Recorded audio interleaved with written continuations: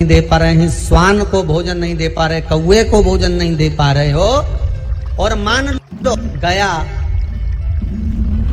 ब्रह्म कपाली या कहीं पिंडदान नहीं कर पा रहे हो, तिलांजलि तर्पण नहीं कर पा रहे हो, तो एक काम जरूर करना, जल के पात्र में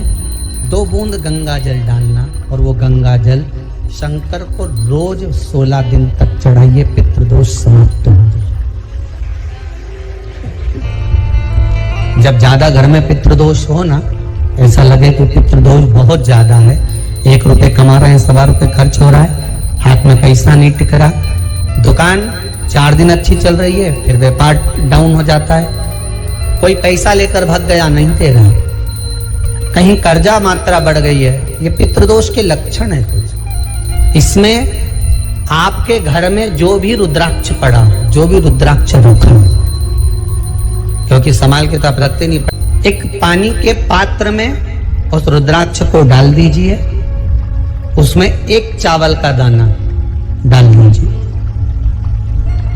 महाराज, परिंदा जहां होता है, मटका, हंडा या रसोई घर में आपका जो पानी भरने का स्थान होता है,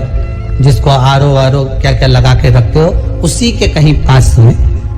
उस कलश को रख दीजिए, ऊपर से उसको ढक दीजिए। शाम के समय, सुबह रखा 10 बजे से 12 बजे के बीच में, शाम के समय प्रदोष काल में भगवान शंकर का नाम स्मरण कर कर, ओम नमः शिवाय बोलकर, श्री शिवाय नमस्तुभ्यं बोलकर, या महामृत्युंजय मंत्र का स्मरण कर कर, या गायत्री मंत्र का स्मरण कर कर,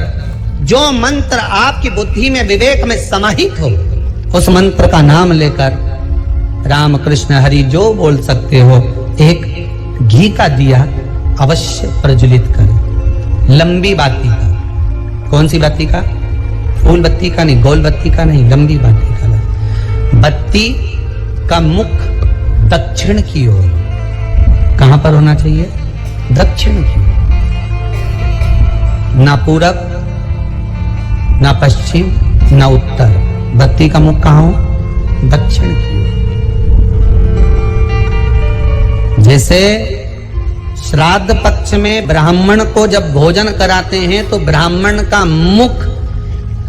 श्राद्ध पक्ष के भोजन कराते समय अगर पूरब, पश्चिम और उत्तर का होता है, तो श्राद्ध के भोजन का फल नहीं मिलता। उसका मुख दक्षिण का होता है, तो हमारे घर के जितने भी पितर उस तिथि में गए होते हैं, सबको उसका भाग मिल जाता है और पितृदोष समाप्त हो जाता है। इसलिए ब्राह्मण का मुख श्राद्ध पक्ष में भोजन कराते समय दक्षिण का होना चाहिए, ब्राह्मण का मुख दक्षिण का हो।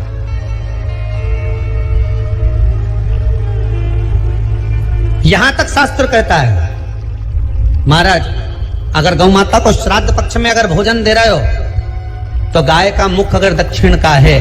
गाय का, आपका मुख भले उत्तर का हो, गाय का मुख दक्षिण का हो, आपका मुख भले पूरा पश्चिम नहीं का, गाय का मुख अगर दक्षिण में है, अगर आपने दक्षिण में गाय को खड़ी कर रखा है और दक्षिण में उसका मुख और आप भोजन दे रहे हो,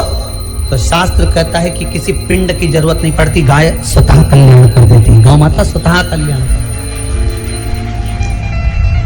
दक्षिण मुखी हो। तो दिए की जो बाती का मुख कहां होना चाहिए? दक्षिण का, और दक्षिण का मुख